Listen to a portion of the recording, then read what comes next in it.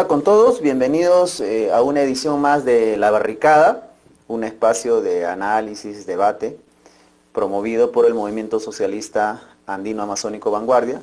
Mi nombre es Javier Wong y el día de hoy nos encontramos con Carlos Alarcón Aliaga, un militante del Congreso por la Unidad de los Socialistas, que el día de ayer, domingo, antes de ayer, perdón, domingo tuvo un evento importante de constitución.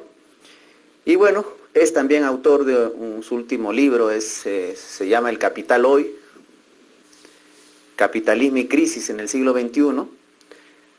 Pero el día de hoy queríamos un poco conversar de su trayectoria, de su militancia, de su experiencia. Entonces, ¿cómo estás, Carlos? Bienvenido a este espacio, La Barricada. Un saludo a todos los amigos de La Barricada y de Vanguardia. Estoy a tu disposición a lo que quieras preguntarme. Muchas gracias, Carlos. Bueno, nosotros de alguna u otra manera nos llamamos Vanguardia porque hemos tenido influencia influencia ideológica, política, de los fundadores de Vanguardia Revolucionaria. Este partido que se funda en la década del 60, 30 de mayo de 1965 se funda Vanguardia Revolucionaria, y de alguna forma nosotros hemos tenido, o algunos de nosotros, un contacto directo con los fundadores, ¿no? Por mencionar un par de nombres, Edmundo Murrugarra, o ya el compañero ya desaparecido, digamos, Ricardo Letts, ¿no? Entrañable compañero con el cual también hemos tenido conversaciones, ¿no? Y después, bueno, ha habido de alguna forma una influencia sobre nosotros de aquel partido, ¿no? Es un partido llamado de la Nueva Izquierda. Entonces nos gustaría, entendemos que tú has sido también militante, ¿no? ¿De qué momento, ¿no? ¿En qué contexto? ¿Y cómo viviste esa militancia? Nos gustaría, compañero, escucharte. Bueno, a ver, resumiendo, tratando de hacer lo más breve posible. En principio, yo felizmente, en todo caso, en el transcurso de mi vida, también he tenido la oportunidad de compartir la militancia con Ricardo Letts. Cuando me incorporé al PUN, ¿no? Y formar parte de una oportunidad del Comité Regional de Lima. Y luego, cuando me trasladé a La Oroya, indudablemente, mi militancia estuvo ligada a Edmundo Murrugarra. Edmundo Murrugarra era el responsable del trabajo minero de Vanguardia Revolucionaria. Y yo, de principio, fui destacado a Cerro de Pasco, ¿no? Y teníamos reuniones todas las semanas. El comité regional, toda la semana teníamos reuniones y nosotros de Cerro de Pasco bajábamos a La Oroya. Y los de Huancayo subían a La Oroya, ¿no? Bueno, es un poco para precisar esta relación con los personajes que tú has señalado. Yo como personalmente, yo me incorporo a Vanguardia Revolucionaria en 68. No tuve la suerte de ser fundador. Me incorporo porque yo entré a estudiar en primer lugar en Trujillo, en la Universidad de Trujillo. Y ahí principalmente la influencia era de Luis de la Puente Uceda. El movimiento estudiantil se declaraba descendiente de Faustino Sánchez Carrión, de la independencia del vice, y modernamente de Luis de la Puente Uceda, porque Luis de la Puente Uceda llegó también a ser secretario, presidente de la Federación de Estudiantes de Trujillo, muy reconocida, con muchas anécdotas en su trayectoria, en su vida en la ciudad. Ahí al adoptar la ideología marxista, yo decidí estudiar sociología y me trasladé a la ciudad de Lima para estudiar en la Universidad Católica. Ya en Lima, en la Universidad Católica, es que entro en relación, en contacto con Vanguardia Revolucionaria. En principio, yo no logré tener una militancia en el MIR, porque los años de mi universidad, 66, 65, en Trujillo, el MIR estaba completamente reprimido y no tenía ningún funcionamiento al respecto, ¿no? Ya en Lima tomé la relación con, como digo, con Vanguardia Revolucionaria. Bueno, fueron ellos muy invitados varias veces a dar conferencias a la Universidad Católica, particularmente al programa de Ciencias Sociales. Ahí conocí a Ricardo Napurí, luego conocería a Ricardo Lese, y ya el mundo Murugara ya lo voy a conocer como militante de la Vanguardia Revolucionaria. Todo lo que me atrajo en Vanguardia en esa oportunidad era la mayor claridad teórica y política, particularmente la reivindicación de José Carlos Mariátegui, que con su principio ni calco ni copia, y un aspecto fundamental, Vanguardia Revolucionaria en ese entonces no declaraba no estar influenciado o no someterse a ninguna corriente ideológica internacional marxista. O sea, en ese sentido, independiente del estalinismo, independiente del trotskismo, independiente del maoísmo, que eran las ideologías marxistas de ese tiempo. Y por supuesto, el afán de Vanguardia Revolucionaria de conocer la realidad, creo que es un aspecto fundamental, y los estudios realizados al respecto, fundamentalmente por el tema que se diferenciaba de los otros partidos comunistas, donde se señalaba con claridad la predominancia del sistema capitalista en el país, y que lo que quedaba de la semifeudalidad era fundamentalmente formaciones que estaban subordinadas al capitalismo. Entonces, esos elementos teóricos, indudablemente fue también un momento de la influencia de la Revolución Cubana, que es todo lo de la década de 60, tenemos esa influencia, donde Vanguardia no negaba la lucha guerrillera, simplemente se planteaba, antes de entrar a la lucha guerrillera, hacer un mínimo de partido, ¿no?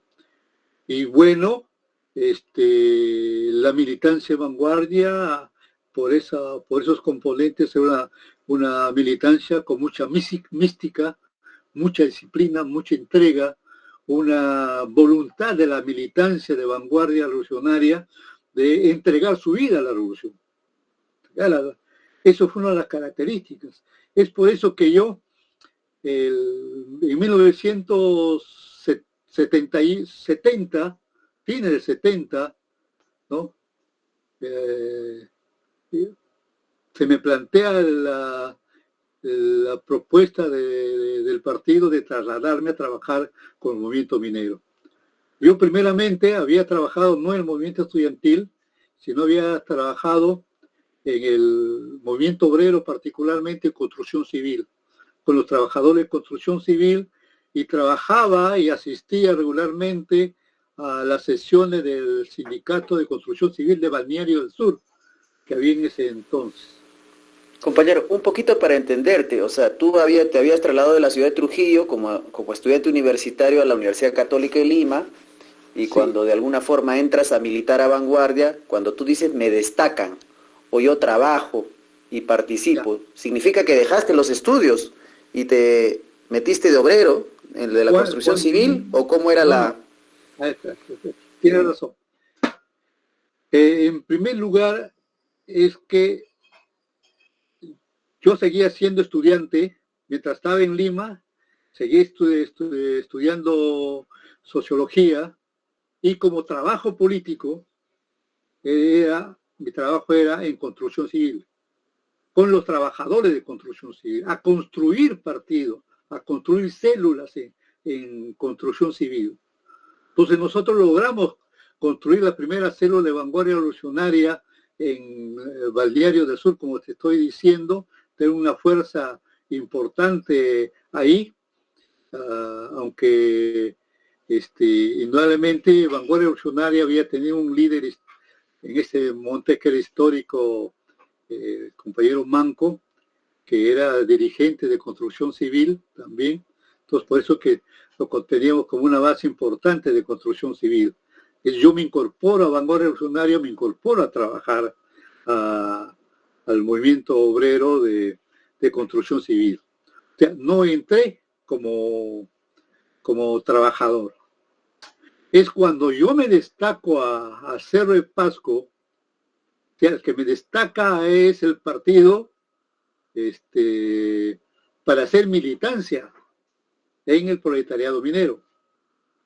Y si es posible, convertirme en trabajador minero. Yo pues presenté mis papeles a la Cerro de Pasco Corporation en esa oportunidad para entrar a trabajar a Cerro de Pasco. Y me señalaron que tenía que esperar hasta que cuando iban a hacer convocatoria de personal para que se procesaran mis papeles. Pero en el transcurso de eso, ¿no? Viene la masacre de Cobriza, viene la huelga de 1971, viene la masacre de Cobriza, yo en ese entonces todavía estaba en Loroya, viene la represión también en Cerro de Pasco.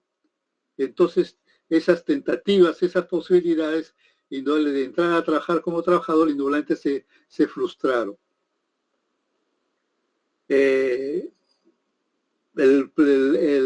Los trabajadores mineros que después de la masacre de Cobriza quedaron completamente desorganizados, desarmados, sus dirigentes perseguidos, muchos de ellos estaban en el CEPA junto con sus asesores legales, ¿no? Y es después de la masacre de Cobriza que yo me traslado a Cerro de Pasco. Entonces, mi militancia comienza a transcurrir en Cerro de Pasco, primero como militante de Vanguardia Revolucionaria relacionado con los trabajadores, y en el transcurso de 1972 se logra reorganizar el sindicato minero de Cerro de Pasco, que había quedado completamente desarmado, nadie quería ser dirigente, ¿no? Nadie asistía a las asambleas, y el APRA había aprovechado la oportunidad para autonombrarse dirigentes. Es así que a fines de año del 72 se logra reunir una asamblea de delegados, como los dirigentes ya eran autonombrados, se decidió nombrar una nueva junta directiva. Y en esa nueva junta directiva logramos que el subsecretario general sea de Vanguardia Revolucionaria, ¿no? Un líder importante con mucha influencia, y se planteó el tema de reorganizar el sindicato. Entonces significaba reaperturar el local, reaperturar sus oficinas, la atención diaria que tenía el sindicato, y ellos tenían un secretario para atender, ¿no? Aparte de la persona que atendía, cuidaba el local, y otro médico que fundamentalmente era el dentista que usaba el local, pero brindaba atención con precios muy cómodos para los familiares de los trabajadores, ¿no? Entonces, como el secretario que habían tenido anteriormente, también por la represión, ya no estaba incluso en Cerro de Pasco, se apertura esa plaza.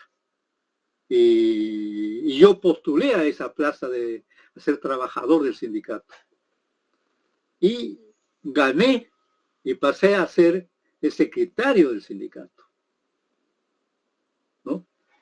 Y rápidamente me gané la confianza del sindicato, ¿no? Los dirigentes y los trabajadores confiaban en mí y desarrollamos una rica experiencia educativa a la masa trabajadora.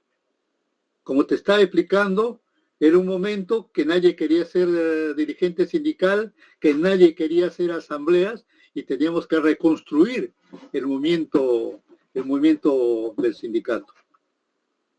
Entonces, con los dirigentes que estuvieron de acuerdo conmigo, hicimos todo un plan de levantar el espíritu, levantar la confianza en la fuerza de los trabajadores y nos propusimos varias tareas. Una de ellas es capacitación, formar cursillos de capacitación de carácter sindical. Impulsar la cultura, traer teatro a Cerro de Pasco.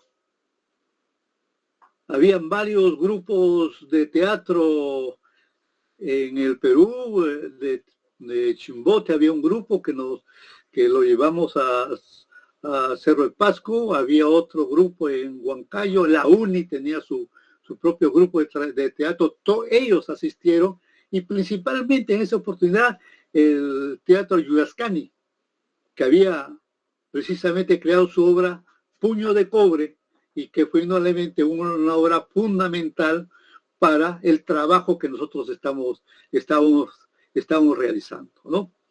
Yuyascani nos presentamos como 3 veces, y la última vez, como el local quedó chiquito, tuvimos que hacer la función teatral en el patio, afuera, en la calle, ¿no? Un patio que tenía el local sindical en Cerro de Pasco, ¿no? Y bueno, eso una cosa. Junto a eso, la prensa. Sacamos un periódico sindical, volantes semanales, y luego también pusimos paneles para mensajes a los trabajadores, y por convenio colectivo hicimos que se cumpliera y que al sindicato le pusieran un panel en cada entrada de cada sección tanto de la mina como de superficie. Entonces empapelábamos ¿no? Eso fue la parte de difusión, y también hicimos nosotros concurso de música folclórica con temas indudablemente alusivos a los trabajadores. Fue un concurso, ¿no? que tuvimos que hacer la premiación por la cantidad de público que teníamos en la propia Plaza de Armas de Cerro de Pasco Viejo, que era la Plaza Arenales, ¿no? Entonces, ese trabajo nos permitió a nosotros reavivar el movimiento sindical en Cerro de Pasco, con decirte que cuando se nacionaliza la Cerro de Pasco Corporation, en enero de 1974, el sindicato convocó a los trabajadores a asistir al acto inaugural y exigir que le den la palabra al secretario general, porque no estaba en la programación, ¿no? Tuvimos una simpática concurrencia inicial, pero nuestra consigna era tan sencilla que un acto tan trascendente como la inauguración de la Cerro de Pasco Corporation, ¿cómo no van a hablar los trabajadores? ¿Cómo no va a hablar el secretario general? Fue un tal que no nos daban la palabra, pero todos los asistentes al acto inaugural, de comunidades campesinas, pobladores, todo el mundo comenzó a corear que hable el sindicato. Que hable el sindicato militar que estaba presidiendo. Antes de hacer uso de la palabra, tuvo que decir, den la palabra al secretario general, ¿no? Y Claro, compañero, un poquito para entender, para entender ese contexto, ¿no? Estamos hablando de su militancia del 68, estamos hablando del gobierno militar de Juan Velasco Alvarado, ¿no? Entonces estamos hablando de la estatización o nacionalización de la Cerro de Pasco Copper Corporation, y usted estaba haciendo un trabajo, digamos, desde la militancia de vanguardia, pero totalmente concatenado, digamos. Sí, así es, de la mano. Entonces, es decir, no ha sido una militancia meramente con los correligionarios del partido, sino ha sido una militancia en el seno de la clase trabajadora, en la construcción del instrumento de lucha, ¿no? Digamos, de los trabajadores, que es en este caso el sindicato, y en una relación de repente con tensión, en este caso con el gobierno militar, ¿no? Entonces, un poquito la posición de vanguardia, la posición de los mineros del centro respecto a Juan Velasco Alvarado, ¿no? De este llamado gobierno revolucionario de la Fuerza Armada y de las políticas, en este caso, de nacionalización de las minas, y en particular la que usted mencionaba. ¿Cuál era, en todo caso, la relación, ¿no?, con ellos?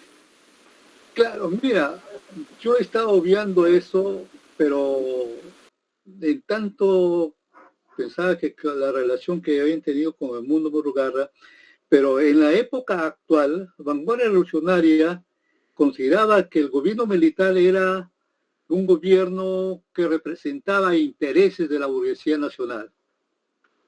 Pero Vanguardia señalaba que la burguesía nacional no es una clase revolucionaria, que la burguesía peruana era una clase que fácilmente entraba en conciliación con el imperialismo. Y por lo tanto consideramos que el gobierno militar, si bien es cierto un gobierno nacionalista, no era consecuentemente antiimperialista, ¿no?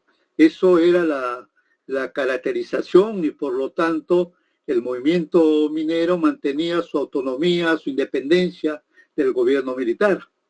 Por eso que cuando se nacionaliza la Cerro de Pasco Corporation, el sindicato no estaba en la relación de oradores, porque indudablemente no era parte del movimiento del gobierno militar, que en ese entonces el gobierno militar había ya formado SINAMOS, ¿no? Su sistema nacional de movilización social, para organizar a las masas trabajadoras, populares, en apoyo al gobierno, ¿no? Y también había formado la CTRP, el Movimiento Laboral Revolucionario primero, el MLR, ¿no? Que era su primera organización para entrar a organizar posteriormente la CTRP, ¿no? Entonces, nosotros teníamos ese nivel de tensión, indudablemente, con el gobierno militar. Y en el movimiento campesino, donde las luchas habían sido más álgidas, con la toma de tierras, que también por esos mismos años se dio las invasiones de tierras en Andahuaylas, ¿no? Las tensiones con vanguardia fueron mucho más fuertes. Muchos dirigentes de vanguardia revolucionaria del movimiento campesino estuvieron presos. Por ejemplo, Luna Vargas estuvo cada 6 meses, creo, era tomado preso, ¿no? Entonces había un nivel de tensión. Sabe muy bien que Ricardo Les fue deportado por Juan Velasco Alvarado en el 68, ¿no? Entonces había una relación de ese tipo. Creo, para que tú entiendas, nosotros teníamos esa relación, pero también nos diferenciábamos del Partido Comunista Unidad, que le llamamos a época los moscovitas, que ellos sí consideraban que la burguesía nacional era revolucionaria, el gobierno militar era revolucionario, y por lo tanto los trabajadores tienen la obligación, el deber de apoyar a Juan Velasco Alvarado, ¿no? Y frente a él estaban los que se llama el Partido Comunista Pequinés, de los chinos, cuya tesis fundamental de ellos era que Velasco Alvarado era un representante de la gran burguesía y que era un gobierno fascista, ¿no? Y que indudablemente como gobierno eran fascista, como dos extremos, digamos, ¿no? Los moscovistas muy pro-velasquistas y los chinos, digamos, totalmente antivelasquistas, estaban en posiciones antagónicas. Una que lo calificaba de fascismo. Y eso tenía sus consecuencias en el movimiento laboral, porque como nosotros no consideramos que el gobierno era fascista, que los actos de represión del gobierno no era así una represión a lo bruto, a la mala, ¿no? Sino que tenía sus cálculos políticos. Nosotros calculamos que en esa manifestación, ¿no?, que había convocado el gobierno, no iban a reprimir a los trabajadores. ¿Ya? Sin embargo, los que consideraban que el gobierno es fascista, nos hicieron contracampaña para la asistencia a ese mitin, señalando que iba a haber una masacre de trabajadores, ¿no? Entonces, por lo tanto, no asistan porque va a haber masacre. De ahí que al inicio la mayor cantidad de trabajadores en esa presencia que hicimos estaban de observadores a los alrededores, porque pues, ya habían tenido la masacre de Cobriza, podría fácilmente era el miedo que se pueda ocurrir otra masacre. Pero cuando habló el sindicato, cuando todos esos trabajadores que estaban mirando a los alrededores, indudablemente se juntaron a su sindicato, ¿no? Con un sentimiento de unidad, con la fuerza que ellos tenían, ¿no? Eso es importante, sí. Mira cómo influencia las posiciones políticas. Claro, ahora la pregunta, ¿no? Es, tú tenés un gobierno, digamos, con el cual de alguna forma podías hacer unidad o lucha, tenías una empresa estatizada, un sindicato poderoso. ¿Qué pasó, no? ¿Qué pasó, no? Si la empresa ya tenía control del Estado, el sindicato estaba fuerte, tenía una capacidad de influenciar, de dirigir de alguna forma también la empresa, ¿qué pasó después, no? Entonces, pasado el 72, después de la nacionalización, el sindicato se cae, el gobierno implosiona desde adentro. Un poquito avancemos en los hechos, de repente no nos va a alcanzar el tiempo para pasar a la década del 80, digamos, pero sí nos gustaría, digamos, algunas precisiones ahí, post año 72, pre-golpe de Estado, ¿no? O golpe desde adentro, digamos, ¿no? Mira, el de Morales Murmuro. Lo importante de eso es lo que estoy manifestando, porque todos esos hechos fortalecieron a la organización sindical. Después del 74, ¿ya? El sindicato se fortaleció, adquirió su vida propia, adquirió su dinámica propia, hasta el punto de que en las elecciones que se realizaron a fines del 74 de ese año, nosotros dijimos elecciones sindicales con voto universal y secreto. Nunca visto en el país. Dijimos, todos los trabajadores tienen que participar. Y hay que hacer campaña política en cada sección. Que los candidatos vayan a presentar sus propuestas sindicales en cada una de esas secciones, y que los trabajadores, sobre esa campaña con voto universal y secreto, que pusimos ámparas en cada puerta de cada sección, elijan sus dirigentes. Estamos hablando del sindicato de La Oroya. No, estoy hablando del sindicato de Cerro de Pasco, o sea, del sindicato minero metalúrgico de Cerro de Pasco, de lo que fue la Cerro de Pasco Corporation, ¿no? Que más o menos en total había unos 3.000 trabajadores, ¿ya? Y que afiliados al sindicato había más o menos 2.500, ¿ya? Y te estoy diciendo que en esa fortaleza estamos hablando de 74, ya con los militares en el poder, ¿no? Es que hicimos ese ensayo, ¿no? de participación como parte de la educación de los trabajadores en su formación política y el empoderamiento mismo de su organización sindical, ¿no? Porque normalmente las elecciones sindicales se convocaba a la Asamblea General, se llenaba el local sindical en la mayoría de los casos, ¿no? pero una gran mayoría quedaba al margen de la participación electoral, ¿no?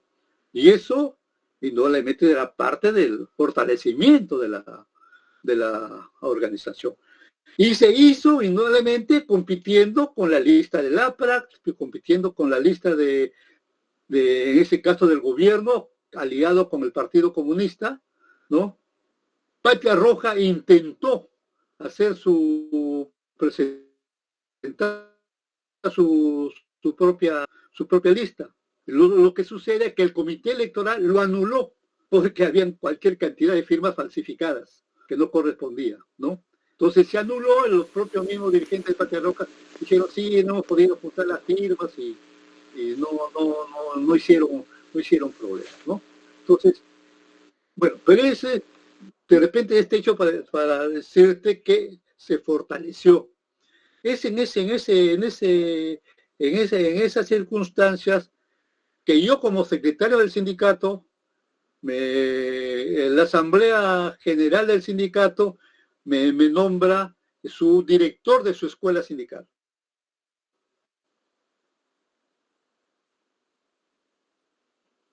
Se ahora ¿no? Es importante. En Oroya fue una experiencia parecida, ¿no?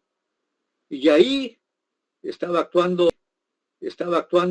Javier Descanseco, para hablar de los conocidos, y Javier Descanseco también fue en Oroya nombrado director de su escuela sindical, ¿no? Descanseco solamente iba al sindicato solamente como director de la escuela sindical. Yo tenía una participación mucho más permanente, regular, con los trabajadores mineros, porque yo estaba detrás de las demandas sindicales, estaba además de cada uno de los problemas que existían, de la escuela, del periódico, ¿no? De los boletines, ¿no? Orientando la organización. Eso ahí hay una cosa importante que te agradezco porque me has dejado un poco rememorar hemos hecho, porque yo creo que una de las partes importantes de mi vida, de mi militancia, es esa parte de haber reconstruido el movimiento sindical minero, ¿no? Después de la masacre de Cobrizas, ¿no? Cuando encontramos un sindicato prácticamente desorganizado, destruido, lo levantamos a convertirse, en esa época, considerado el sindicato mejor organizado del centro. Claro.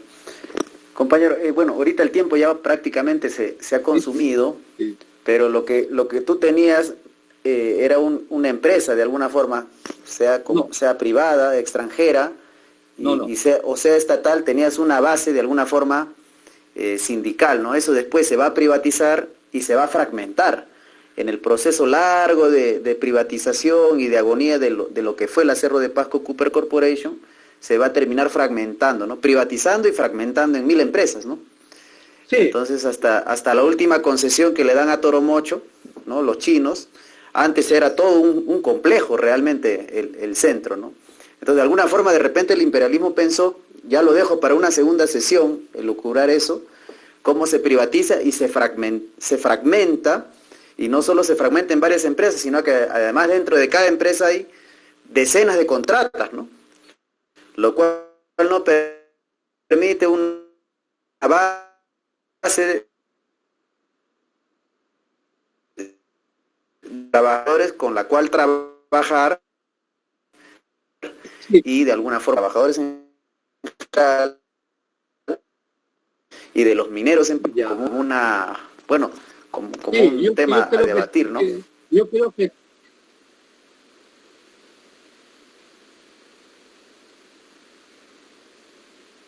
que está bien, ¿no? Porque ese ya otros años, para precisar, no había